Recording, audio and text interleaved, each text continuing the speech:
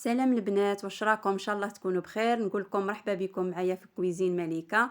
اليوم كما راكم تشوفوا راني جبت لكم خبزه بطاطا محشيه بالكاشير والفرماج، يعني تصلح كوجبه للغداء او العشاء. يعني وصفه سهله والمقادير ما فيهاش، والطريقه يعني بسيطه. نروحوا لطريقه التحضير والمقادير. هنايا كما تشوفوا عندي 3 حبات بطاطا من بعد ما ربيتهم، يعني حطيتهم في كميه من الماء حتى راح لهم هذاك النشاء، وعصرتهم وحطيتهم هنايا في الريسيبيو تاعي. هنايا نروحوا للبيض. عندي 3 حبات تاع البيض، حطيت مغرفه صغيره تاع الملح، يعني هذه الملح على حساب الرغبه، وحطيت مغرفه صغيره ايضا تاع الفلفل الاسود. يعني نضربوا البيض تاعنا. هنايا نجيبوا البيض تاعنا نحطوه على البطاطا،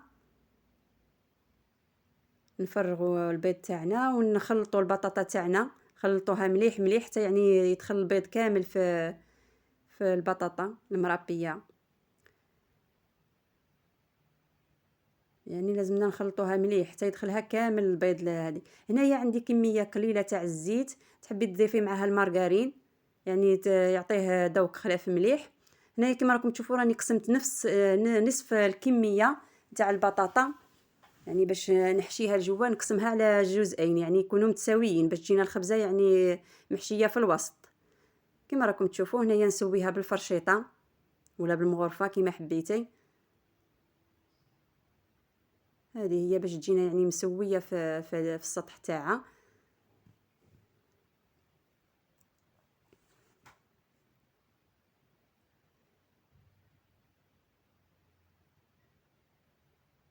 ويكون النار شاعله يعني، وتكون قليله، يعني ما تديريش النار عليها قويه. يعني قبل ما تحطيها يكون الزيت يكون سخون، ومن بعد تنقصي النار كاع، تنقصيها يعني قليله قليله كاع باش ما تنحرقلكش وما من بعد طيب لك، يعني طيب يعني غير بالبخار تاع الماء. هنايا كما راكم تشوفوا انا جبت هذا الفرماج المثلثات. وانتيا دبري راسك تحبي تجيبي تاع المهم الجبن الابيض وخلاص. تقدري تقطعي قطع تاع الجبن الابيض وتحطيه هكذا على كامل السطح. انا كما راكم تشوفوا ما درتوش على كامل السطح، درتو هكذا باب، يعني في اجزاء فيها واجزاء لا. يعني نسقمو هكذا، يعني شغل نبسطو هكا، ما نخليوهش يعني ما نخليوش الحبه تاع الجبن هكذا عاليه.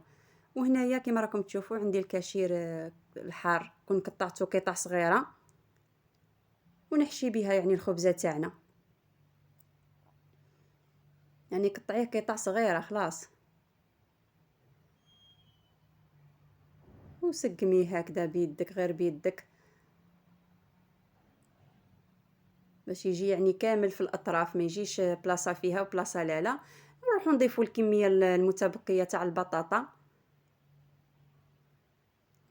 ونسويوها، يعني نسويوها كامل، يعني تكون خبزه مستويه، يعني ما تجيش بلاصه عاليه وبلاصه حابطه. هذه هي، سويها مليح مليح، سوي لها الاطراف تاعها وخليها يعني نغطوها ونخلوها يعني تطيب على نار قليله.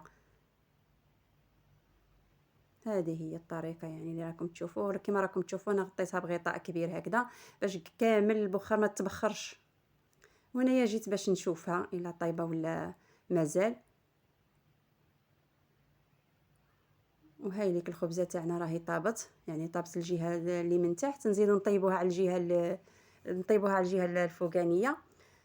وكما راكم تشوفوا هاي ليك الخبزه نتاعنا راهي واجده، جات ما شاء الله غير بالبخار طابت، وجا المذاق تاعها روعه. نتمنى ان شاء الله تجربوها، بيان سور راح يعجبكم الحال، لانها حاجه خفيفه ظريفه، وما كانش اللي ما يعني ما يكونش عنده هذو المكونات في البيت تاعو.